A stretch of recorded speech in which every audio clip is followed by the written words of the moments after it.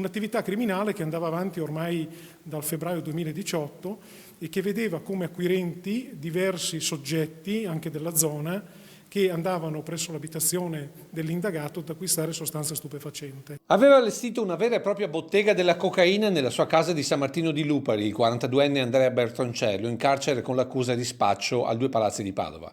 Un vero punto di riferimento per la clientela raffinata quanto il servizio che forniva. Si tratta di giovani, per lo più giovani, di diverse professioni, diverse zone. E tra questi affezionati addirittura uno da 300 sacchettini, visto che Bertoncello a casa sua aveva un vero e proprio negozio quasi monomarca della cocaina. Questo 42enne, già conosciuto dalla giustizia, è stato tratto in arresto in flagranza di reato con 21 grammi di cocaina detenuti, oltre al bilancino di precisione e materiale per il confezionamento dello stupefacente. Centinaia i clienti delle province di Treviso, Vicenza e Padova che hanno continuato a frequentare il negozio nonostante dallo scorso anno Bertoncello fosse agli arresti domiciliari, motivo per il quale nei giorni scorsi è stato raggiunto dall'ordinanza della procura per il trasferimento in carcere a Padova. Un'attività remunerativa d'arresto, come hanno stabilito le indagini dei carabinieri, visto che a seconda della confezione il costo partiva dai 100 euro in su. Si tratta di una droga che ancora ha sul mercato un prezzo